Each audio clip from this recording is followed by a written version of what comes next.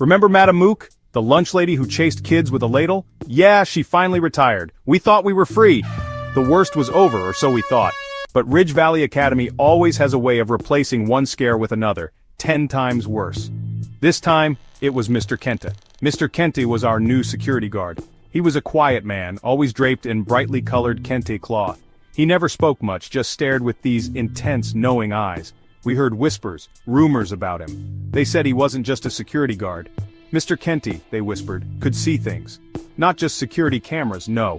He could see ghosts, curses, omens of things to come, and he knew, from the moment he stepped onto Ridge Valley grounds, that something was very wrong. He tried to warn Headmaster Thompson. He told him about a darkness growing in the school, a presence that shouldn't be there. But Headmaster Thompson, with that fake smile of his, just patted Mr. Kente's hand and told him not to worry. "It's just old pipes, Mr. Kente," Headmaster Thompson chuckled, dismissing the strange noises and cold drafts. "This school has been around for centuries." But Mr. Kente knew better. This was more than old pipes. This was something ancient and hungry, something feeding on the fear that clung to Ridge Valley's halls. One afternoon, Mr. Kente cornered me in the library. He looked different, his eyes filled with an urgency I'd never seen before. He leaned in close, the scent of dust and something else, something ancient and unsettling, clinging to his colorful cloth.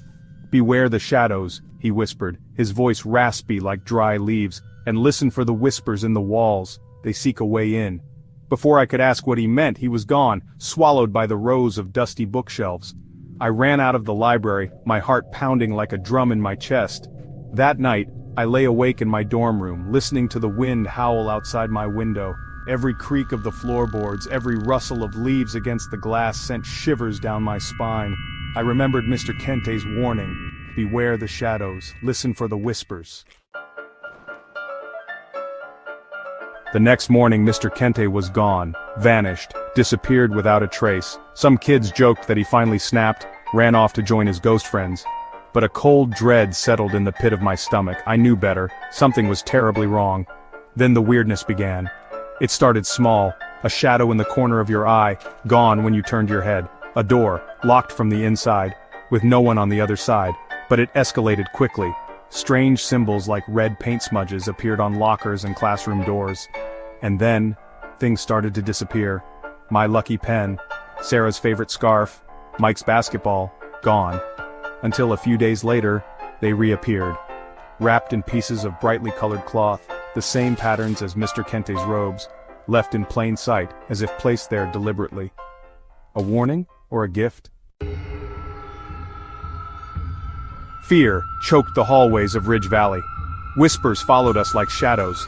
We were trapped in a nightmare, and the worst part was, we didn't even know what we were dealing with.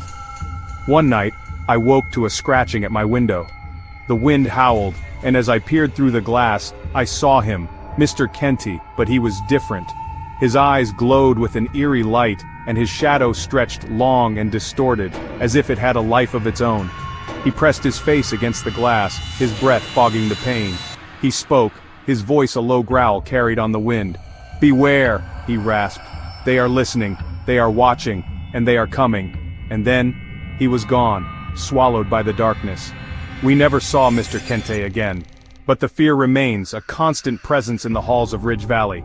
They say he's still out there, a watchful guardian, trapped between worlds. They say he only warns you once. If you hear the whispers, if you see the shadows, run. Don't wait around to see what happens next, because Mr. Kente only gives one chance to escape the curse.